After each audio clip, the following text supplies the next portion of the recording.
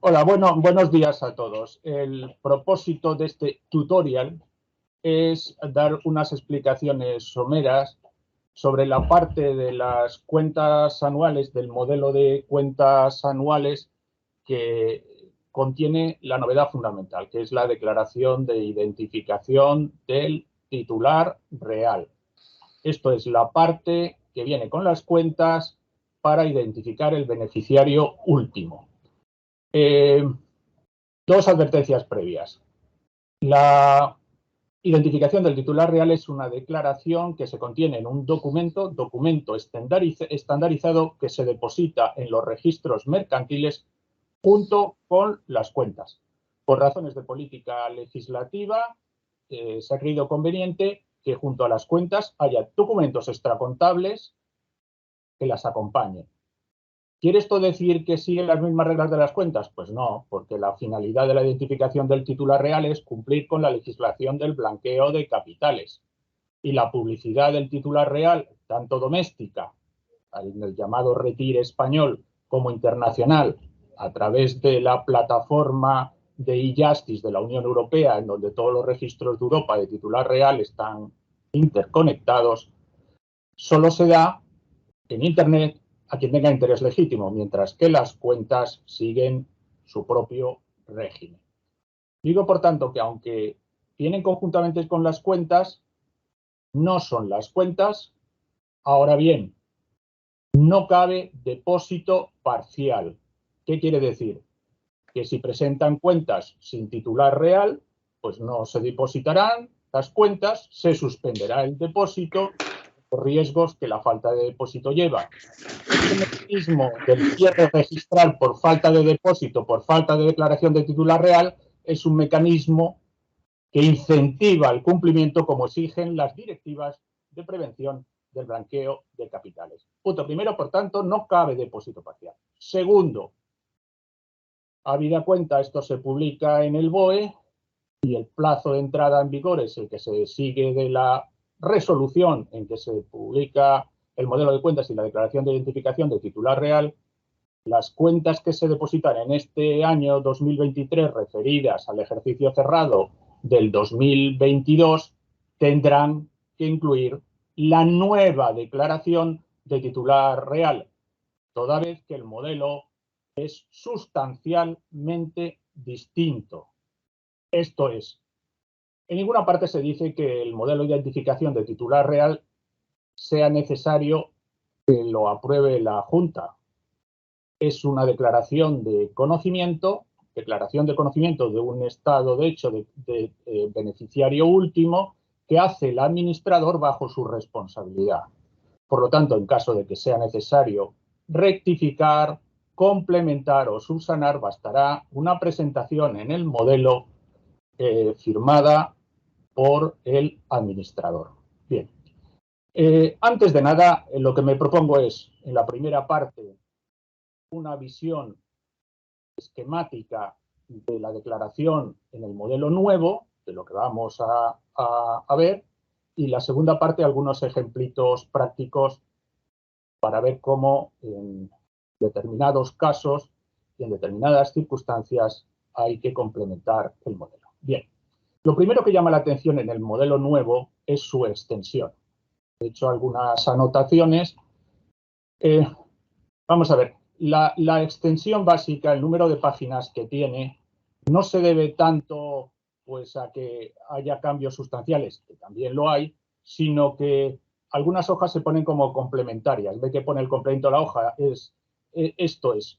En aquellos casos que haya un titular real asimilado, como hay que identificar la persona física asimilada que ostenta una posición en el consejo, pues pueden ser muchos consejeros, pues se ponen varias páginas. ¿Ve? Aquí se pone el complemento de la hoja, es decir, que hay páginas en los cuerpos que son el segundo cuerpo, el número romanos, el tercero y el cuarto para el caso de cadenas de sociedades muy amplias, en que se ponen complementos de hojas. Es decir, no hay que rellenar y esto asusta a todas las hojas.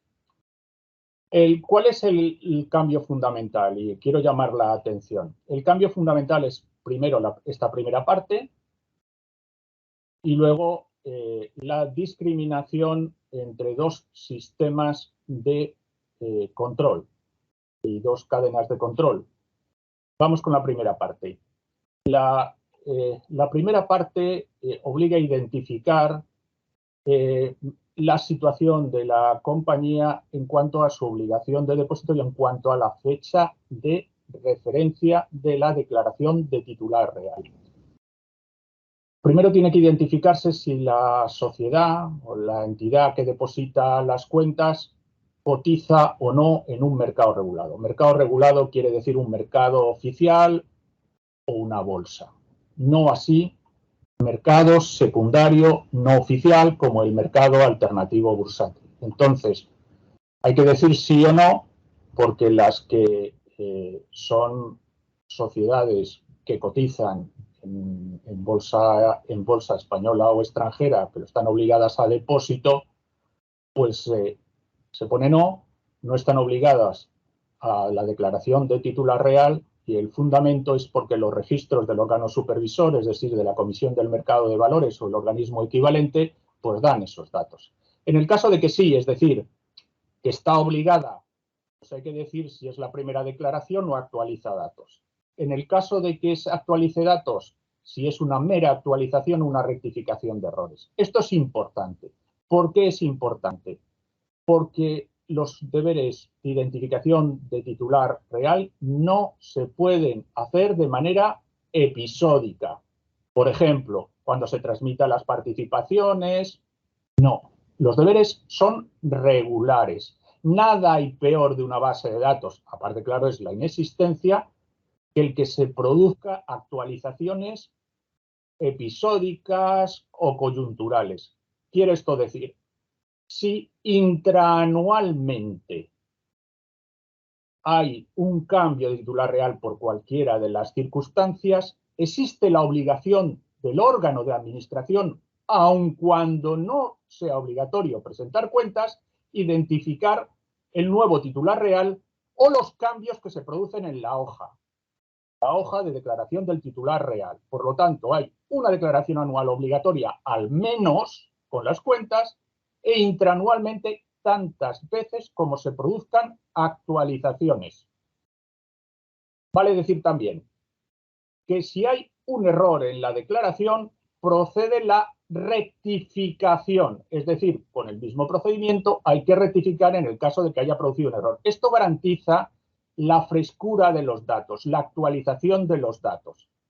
Si no hay cambio de titular real en cualquiera de los datos que son preceptivos de la hoja, basta declaración anual. En cuanto a la fecha, si es una declaración anual, la fecha es del cierre del ejercicio que se reporta en las cuentas.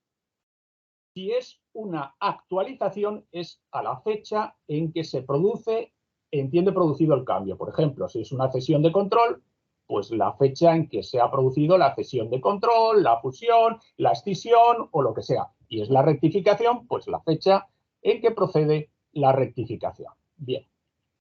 La segunda parte, el punto básico, son los cuatro cuerpos de detalle. El primero, segundo, tercero y cuarto. El primero se rellena cuando se identifica el titular real.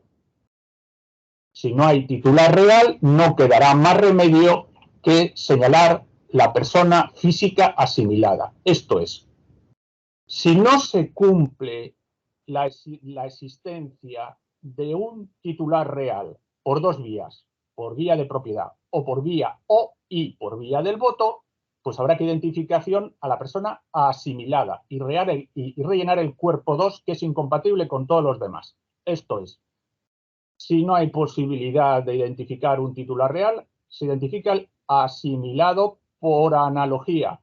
Esto es, pues los que ostentan el poder de decisión. Normalmente, si es un consejo, todos los vocales del consejo, administrador único es administrador único, si es una persona jurídica vocal del consejo, la física que le represente.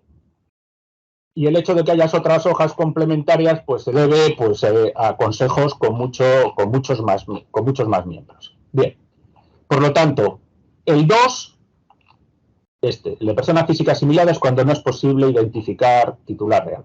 Bien, ¿cuándo es posible identificar titular real? Y aquí la verdad es que lo de titular real, pues no es un término equívoco, polisémico. Lo que quiere decir es el beneficiario último.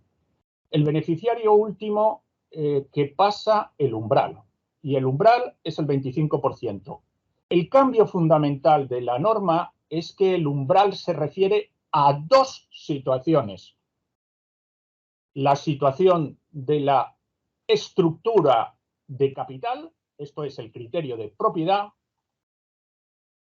o el 25% del voto, la estructura del poder de decisión, del voto. ¿Por qué?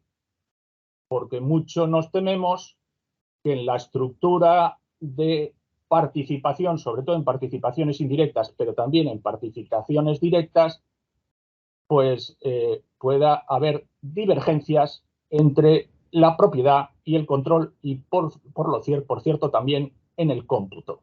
Entonces, siempre que se pueda identificar por alguno o por ambos criterios, habrá que rellenar el cuerpo número 1. En el caso de que haya participaciones indirectas, es decir, pues a través de entidades intermedias, habrá que rellenar los cuerpos 3 y 4.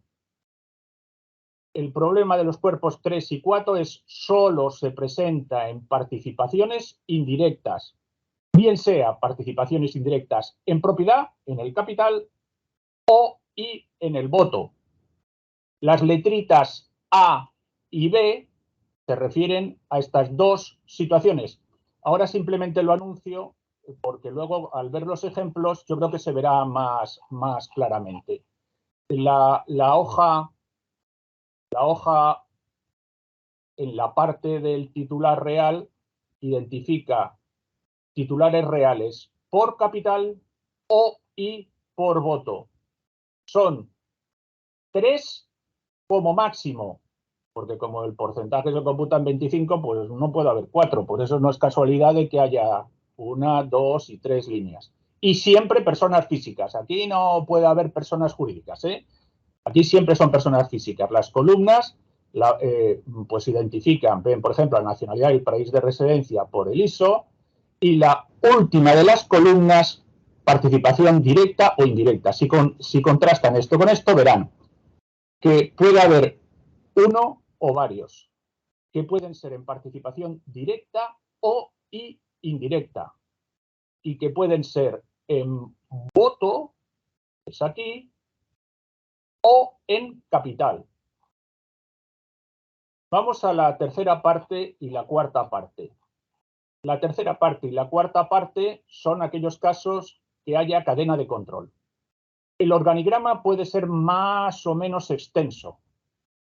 Lo cierto es que el blanqueo de capitales nos enseña que cuanto más extenso sea la cadena de control, más problemas potenciales de uso abusivo de la misma.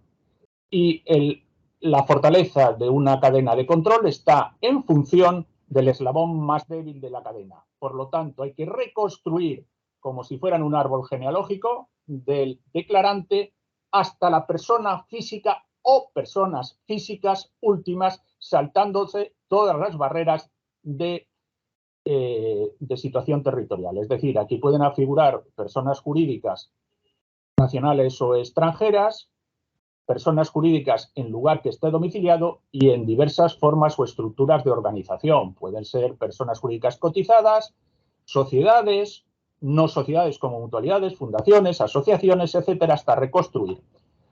Le llamo la atención sobre las letritas. Las letritas A y B se referencian al modo distinto de cómo ser controlante, dominante, bien sea por el capital o bien y por el derecho de voto. El A es para el capital y el B para el voto. Desgraciadamente, para reconstruir el organigrama se necesitan dos bloques, el 3, en donde lo que se identifica son niveles contando de abajo a arriba, desde el declarante hasta la persona física, ascendentes, cuántos niveles de participación hay. Esto se identifica en el 3 y en el 4 se identifica la participación o los vínculos directos de todas las sociedades que intervengan en las cadenas de control. Ya lo veremos los ejemplos, por eso explica el 3 y el 4. Estos 3 y 4, los cuerpos, y tanto para A como para B, ya le puede parecer esto un poco esotérico, pero con los ejemplos yo creo que quedará más claro. Vienen a reflejar la diferente participación en la cadena de control en las intermedias. En la utilización de sociedades intermedias en las participaciones indirectas. Si el control es directo, pues no hay que rellenar el 3 ni el 4. Y si sí que existen sociedades o entidades intermedias, esto se ve nada más viendo el gráfico o el organigrama, pues habrá que rellenar el 3 y el 4. Lo que pasa es que el 3 y el 4 se rellenan de manera distinta según el A o el B. Vamos ahora con la presentación general, el registro de titularidades reales.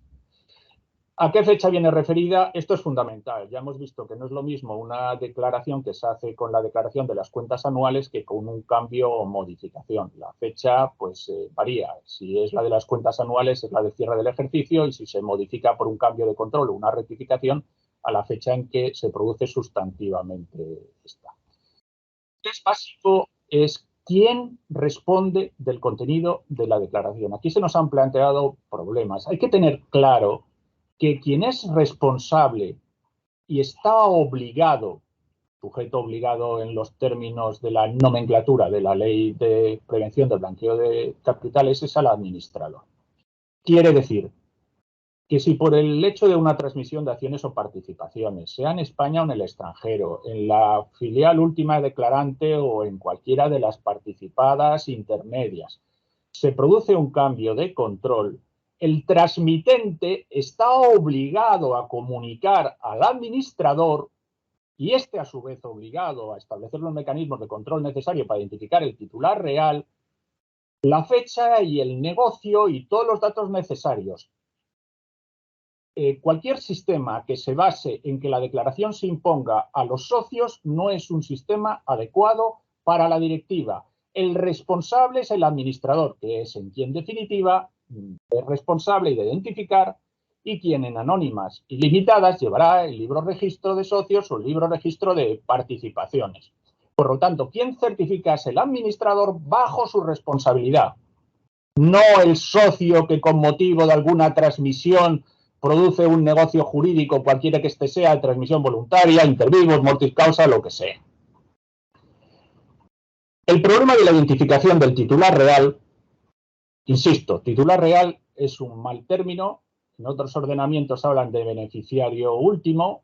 Por cierto, que en las cotizadas también se habla de beneficiario último para la identificación del patriarca común en la cadena biológica que hemos hablado por analogía se produce en las cadenas de control. Bueno, obsérvense en rojo las dos formas básicas, aunque parecen tres, en que se puede superar la barrera del 25%.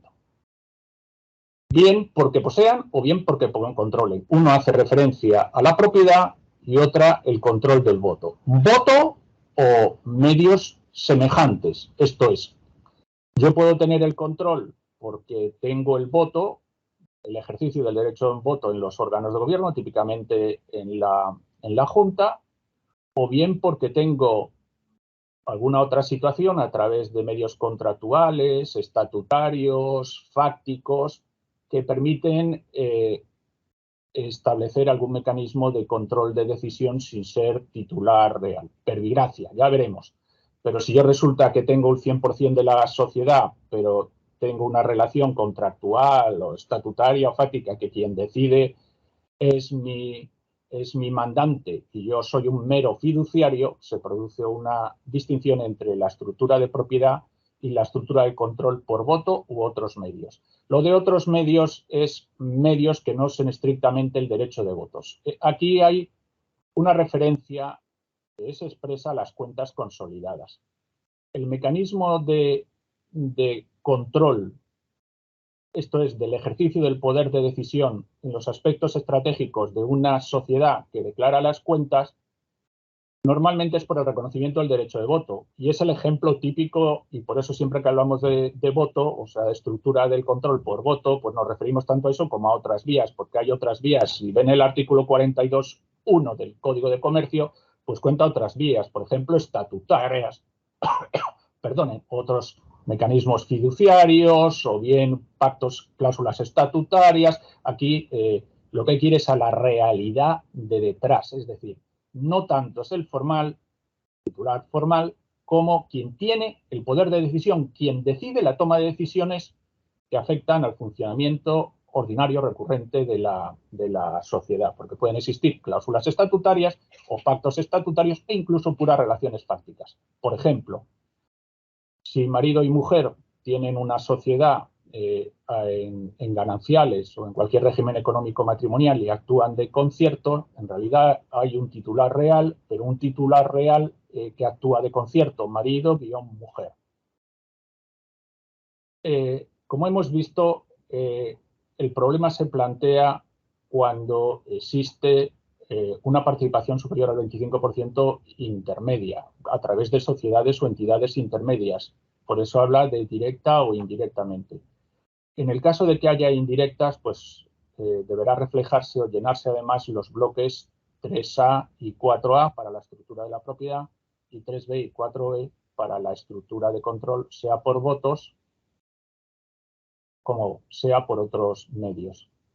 Cuando no es posible identificar, pues son las personas físicas asimiladas. Insisto, personas físicas asimiladas del cuadro del bloque que decimos del bloque segundo del modelo de declaración. El bloque segundo excluye al 1, pero también en el tercero y el cuarto. Y los bloques 3 y 4 solo valen cuando hay participaciones indirectas. Si todas son directas, pues no hay que rellenar el bloque. El número de hojas, insisto, se debe, pues que son complementos para el caso de que las cadenas sean muy extensas. La titularidad real e indirecta, aquí lo veo, vean la filmina, pero puede darse en todos los casos. Es decir, puede ser una persona física simultáneamente con una participación directa e indirecta, o puede ser solo directa o solo indirecta, y en el caso de que seas indirecta, deberá rellenarse los cuadros 3 y 4. En el bloque 3 y también en el bloque 4, 3 y 4, se distinguen las dos reglas de participación en el capital. En el bloque 3A, el 3 se refiere a los niveles, nivel 1, 2, 3, empezando a contar desde declarante para arriba, y el 4 es un cuadro complementario para que reflejar de todas esas entidades el vínculo que tienen directo una con otra vinculada, porque es que si no, no se puede complementar, metemos la descripción completa de un cuadro. La primera advertencia es que una participación directa en el capital de un 26%, digamos, no conlleva necesariamente un voto del 26%. Por ejemplo, hay acciones sin votos, hay cláusulas estatutarias de voto doble, hay pactos parasociales, por lo tanto hay que quitarse de la cabeza que una cosa lleve a la otra necesariamente, depende de la estructura de capital. Por eso la referencia a la A y la referencia B, y por eso ha sido absolutamente imprescindible modificar la declaración de este año para ajustándose a lo que quiere y lo que hacen otros países.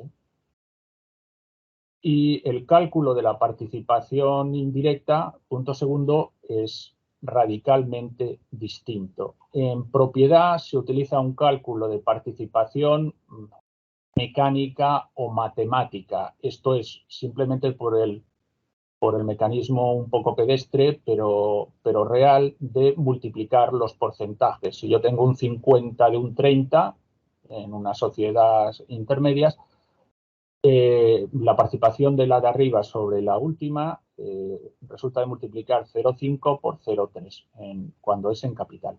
Pero si es en voto, el cálculo es como se hace en cuentas consolidadas, es decir, atendiendo al control. Por tanto, habrá que eliminar ramas a través de las cuales no se consigue el control, y el control se presume cuando tiene más del 50% de voto. Por lo tanto, no es lo mismo a efectos del voto el 50 del 30 del 30 del 50, como veremos, pero esto se explicará después. Bien, empecemos con los ejemplos prácticos y no vamos a demorar el asunto. La más sencilla, participación directa en el capital, un socio único. Es una persona física, declara en la hoja, como no hay una participación indirecta, no rellena el 3, la parte del cuerpo 3, ni la parte del cuerpo 4. Y como se identifica porque es mayor al 25%, no hay que rellenar el cuerpo 2 porque se refiere a los asimilados. Llamo la atención de que normalmente el 100% del capital equivale al 100% del derecho de voto, pero sin embargo pueden darse situaciones que rompen esta regla. Por ejemplo, si tiene la persona física el 100% formal, pero actúa en representación de un fiduciario, imagínense que esto es una entidad de depósito y el que da instrucciones es un americano, pues que es una forma típica en cotizadas a través de entidades depositarias intermedias en cadenas más o menos largas, el PF1, esto es el titular formal, declararía en el apartado A y el titular real en el apartado B. La persona física puede ser nacional o extranjera, puede ser residente en España como fuera de España. Pueden aquí saltar barreras de países. Si hay una sociedad pública, pues, puede darse el caso, evidentemente el Estado es el que está detrás. Por tanto, no será posible identificar a la persona física. Pongo un ejemplo, entonces habrá que identificarlo por las asimiladas, esto es, los miembros o vocales del órgano de administración. Este es un caso sencillo y que no tiene más problemas salvo las diferencias estas de titular formal y titular real. Y la forma de rellenar, pues ya lo han visto. Miren aquí el ejemplo. Solo hay que rellenar las tablas 1A y 1B. Y verán aquí como la participación indirecta no hay, por lo tanto no hay que rellenar la 3 y la 4. La persona física asimilada tampoco, porque es incompatible con la identificación, y en ambos casos pues la participación es del 100% porque coincide en principio la directa con la indirecta. Si no, sería aquí el fiduciario aparecería como titular real por el criterio del capital, y en el ejemplo que hemos puesto de aquel que actúa mandante del fiduciario, pues pondría persona física 2. Bueno, puede haber participación directa en el capital, pero con varios socios. El mayor número de socios es 3. Aquí hay F1, F2 y F3. Suponemos, para simplificar, que la participación en el capital y en el voto son lo mismo, que no necesariamente puede haber en los estatutos de la sociedad pues acciones de voto plural, ordenación del derecho de voto y tal, pero para simplificar, que una acción es un voto en el ejemplo. Este PF3 no llega al 25%, por lo tanto no lo declara. Y la declaración pues es muy sencillo. El 1A y el 1B tienen la misma estructura con el mismo contenido, porque no hay diferencia entre estructura de capital y estructura del voto, por eso los porcentajes son los mismos. El cuerpo 2 no se rellena porque hay al menos uno que tiene persona física beneficiario último, y como no hay participación indirecta, ni procede el 3 ni procede el 4. Obsérvese que el 20% la persona física es oculta, es decir, no es transparente. Desgraciadamente, nuestro sistema, a diferencia de muchos otros, en el registro no se inscribe en la transmisión de participaciones ni la transmisión de acciones, ni siquiera en sociedades cerradas, con lo cual, a menos que se modifique la ley, y esto es bastante recomendable porque es que si no vivimos en una absoluta clandestinidad, los que no pasan el umbral y que no tienen poder decisivo sobre la sociedad, pues aparecen ocultos y los datos no están ni siquiera en las hojas registrales y se pueden recuperar por otros medios. Bien, Esta es una situación en la cual no existen, llamó la atención de que 25% exacto, pues no es más del 25%. 25% exacto, esta es una sociedad donde carece, no obstante, participación de 4 de titular real. Distinto sería que estos actuaran de concierto. Esto es, pues, que sean amigos, que actúen en pactos estatutarios, extraestatutarios y tal, y en realidad actuaran con unidad de decisión. Pero si actúan con unidad de decisión independiente, no se puede rellenar la declaración en los apartados o en los cuadros del 1, 3 y 4, sino que hay que rellenar en el cuadro 2, que es administrador o responsable de la dirección, según dice el artículo 8 del Real Decreto. Este Real Decreto es un Real Decreto que desarrolla la ley de blanqueo de capitales, que todavía no ha sido reformada. Hay varias hojas, ya hemos visto. Para el caso de que sean muchos vocales, no se asusten del tamaño de hojas, porque esto es para el caso de que haya bastantes miembros. Y en el caso de vocal, persona jurídica, se pone la física que actúa en su representación. Aquí está el cuadro. Las tablas 1 y 2 no se complementan y solo se complementan, por supuesto, la 3 y 4, y solo se complementa la tabla 2 de personas físicas asimiladas. Aquí tenemos una participación indirecta en el capital. Bien. PF1 y PF2. Repare en este cuadro. El PF2 tiene una participación directa, pero no supera el umbral. Por lo tanto, este es opaco desde la perspectiva de la declaración de titular real. Aquí sí que hay titularidad real e indirecta y solo titularidad real e indirecta. Esto es, PF1 no participa directamente sobre A. Bien. Entonces, como hay participación indirecta y como hay titular real, tenemos que ver en qué modo o por qué causa es titular real. Y es titular real por doble concepto. Concepto A y concepto B. Por la estructura de capital. ¿Por qué? Porque tengo el 75 del 80%. Y ese cálculo de la participación en el capital de PF1 a través de B sobre A, que es la declarante, se calcula por la regla del tanto de participación efectiva de la multiplicación de los porcentajes. Por lo tanto, un 75 de un 80% es un 60%. Esto en capital. En voto, supongamos que no hay votos dobles y tal, y que este es el 75% del capital y el voto, y este es el 80% del capital y el voto, es decir, una acción y un voto. Bien. Esta rama no hay que eliminarla porque como PF1 tiene el control porque es más del 50%, en cómputo de poder según las cuentas consolidadas, en realidad tiene el control del 80%. ¿Por qué?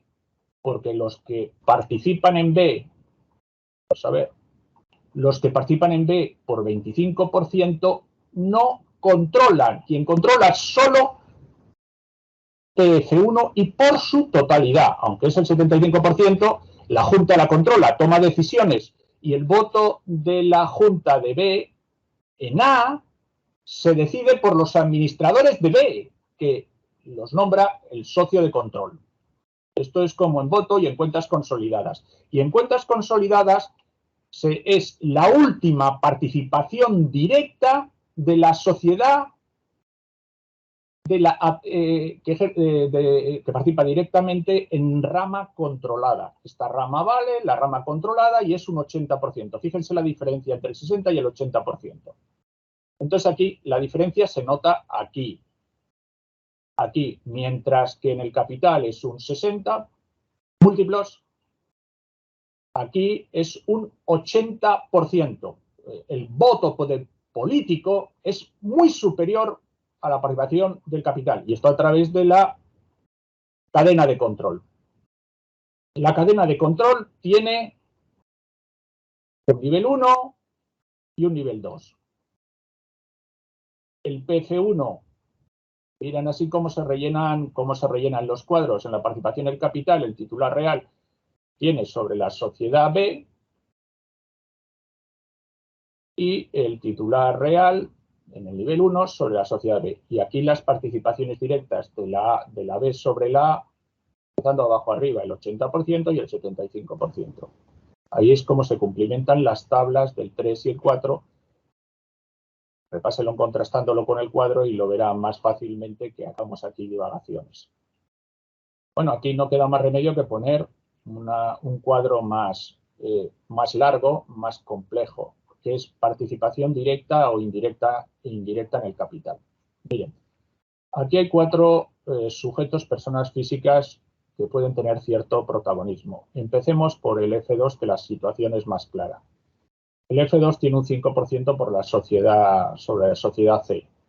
Por lo tanto, es que no tiene ninguna participación sobre la declarante A, porque si multiplicamos el 5% por el 50% y por el 60% no tiene capital. Y en voto no tiene, pues porque no puede ejercer ningún control, porque es socio minoritario muy débil en la toma de decisiones de C, y si no, esta rama, por ejemplo, está cortada. Aquí se corta la rama y no hay que declararla. Vamos en el caso del PC1. El PC1 tiene una rama potencial que es PC1 sobre C, C sobre B, es una cadena, ¿no? Un árbol genealógico, y un B sobre A. Se puede ser de 2 maneras. En capital, 90, 50 y 60, o quizá al revés, por lo tanto que da lo mismo el orden de los factores en una multiplicación, nos enseñaban en el colegio, no altera el producto. Y por lo tanto la estructura en el capital de una participación indirecta es 60, 50 y 90, es decir, un 27%. El 27% pues es más que el 25%, por lo tanto, PC1 sobre A, PC1 sobre A través de la participación indirecta de C y B, si computa esta rama, no hay que tacharla, no hay que barrarla, y por lo tanto hay que rellenar el cuadro de participación indirecta, porque no hay directa, no hay una participación directa sobre A, solo la indirecta, y entonces hay que rellenar el cuadro primero en la columna de participación indirecta y el cuadro tercero y el cuadro cuarto, pero solo en cuanto al capital. Vamos a ver, ¿por qué no en el voto? Fíjense en esto. Controla la sociedad C, PC1, pero esta rama hay que barrarla. Y hay que barrarla porque la sociedad C no tiene el control, solo tiene la paridad, es decir, el 50% del voto. Por lo tanto, toda esta rama, que en términos de capital es muy fuerte, desde el punto de vista político es enormemente frágil. Es enormemente frágil, tanto es así que no hay participación indirecta en voto. No hay participación indirecta en voto y, por lo tanto, no hay que rellenar en voto los cuadros P de la parte del 1B, ni del 3B, ni del 4B. Veamos el 3. El 3, persona física 3, tiene una participación del 50 indirecta y el 10 directa. Este participa de manera directa e indirecta. En el caso de que haya directa e indirecta, la participación total se suma. Bien. Por lo tanto, vamos a ver en capital qué es lo más sencillo. Hay que sumar el 10 de la directa más el 50 del 60 en la indirecta. Por lo tanto, 10 más 70 del 50 es el 40%. Sin embargo, en voto, no. Por el mismo motivo de antes. Pueden ser 50, 10, 20. PF3 políticamente no controla.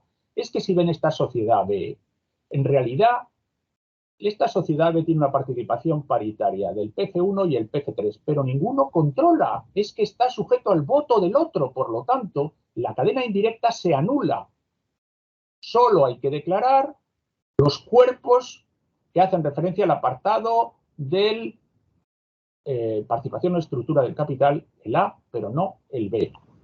Y aquí tenemos F4, que tiene el 30%, que es de forma directa y que tiene en capital y en voto. Véanse el cuadro porque verán que el cuadro, las partes amarillas son las que llaman la atención.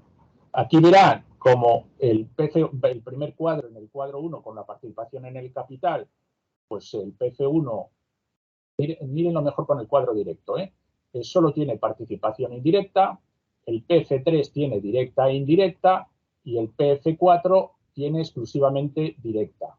Las que tienen indirecta tienen que desglosarse en los apartados 3 y 4. Y en los apartados 3 y 4, a través del voto, por ejemplo, aquí no hay ninguno porque no hay ninguna participación indirecta a través del voto. Bien.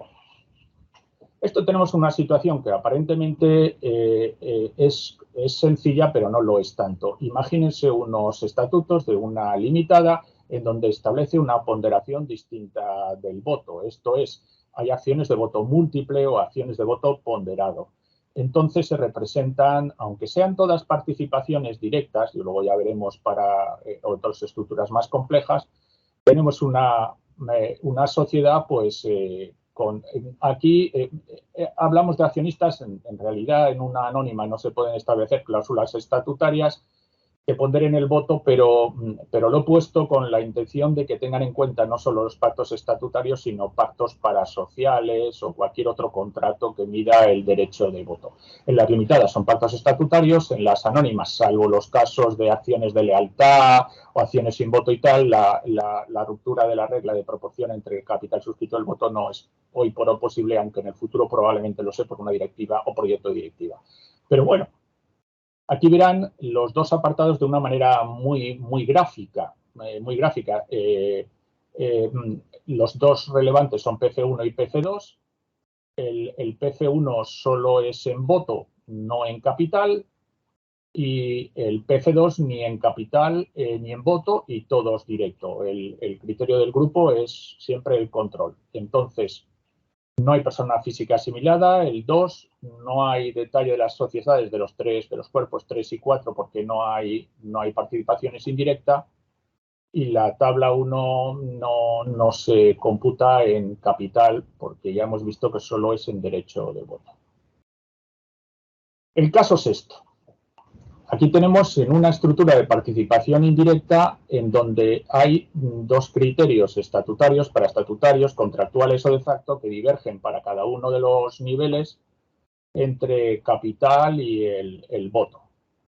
El PC2 pues es una situación que el PC2 es opaco porque no tiene ni voto ni capital sobre sociedad a pesar de que tenga una participación directa pero es inferior. El único relevante es el PC1. Los otros accionistas, a menos que actúen todos ellos de concierto, en cuyo caso sí que serán relevantes, no se incluyen en la hoja, también son opacos. La única participación relevante es la del PC1 sobre la sociedad a través de la sociedad intermedia B.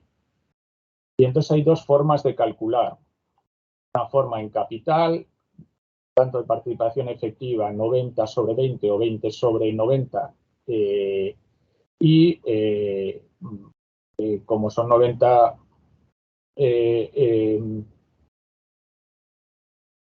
claro, esto está equivocado, es 90 sobre 20, pero bueno, es un 18%. Como ven, 90 sobre 20 es el 18%, no, esta rama a través del capital, pues no cumple, no satisface el requisito del umbral. Pero en votos sí, ¿por qué? Porque control OVE en su totalidad, más del 50% de su totalidad en cómputo de cuentas consolidadas, y en cómputo de cuentas consolidadas es toda esta rama vale, no hay que barrar la rama, y se computa en la última participación de la rama válida. La última participación directa es B sobre A, el 51%. Y verán, por tanto, comprueben luego el voto, lo que hemos dicho, cómo esto se traduce en el cuadrito que les dejo. Y ya la última, de verdad, ya sé que les tengo cansados, es la participación directa e indirecta por capital y el voto. Aquí lo tenemos todo. En rojo son los derechos de voto asimilado, esto es cláusulas estatutarias, paraestatutarias o lo que sea. En capital es en porcentaje o estructura del capital. Entonces, la PC1, que es persona física 1, lo tiene todo. Tiene una participación directa, un 25%, y una participación indirecta a través de dos ramas. Esta rama de aquí, B, D, A, como un itinerario, ¿no? PF1, B, D, A y PF1, C, D, A. En el caso de que haya participaciones directas y participaciones indirectas, la participación total se suma. La participación directa más la participación indirecta. Si solo tuviera directa, pues tendría este 25% solo y no tendría que declarar. Pero como resulta que tiene otra participación indirecta, pues sí que tiene que declarar. Entonces, hay que ver rama por rama. PF1, B, el itinerario PF1, B, D, A. PF1. Vamos a la política, que es la más complicada. La otra ya hacen el cálculo de escolar de participación efectiva, multiplican y lo ven claro. Pero aquí en voto, control B. Pero aquí se corta. Aquí se corta. ¿Por qué? Porque tiene solo en voto el 45%. Por lo tanto, este itinerario, este PF1B de A, se corta aquí. Y este no es relevante. No tiene una. En la cadena de control a través del voto, pues no. Por eso eran agujeros en la forma de rellenar el modelito. En cambio, esta sí que es relevante. Sí que es relevante porque a través de este control no hay ninguno en rojito que sea inferior al 50%, por lo tanto, este itinerario sí que es relevante. ¿Y cuál es el porcentaje del voto? El de último directa de la rama válida, de la rama no barrada. Por lo tanto, tiene PF1 en voto o asimilado sobre D a través de C, que es un 51%. Y entonces aquí verá cómo el relleno es el que procede según el cumplimiento que aparecen en estas dos filinas. Y yo creo que con esto ya he acabado. Les agradezco a todos su paciencia. Les indico que vamos a colgar el Colegio de Registradores una guía por escrito para que accedan y pues, quedo a su disposición o quedamos a su disposición.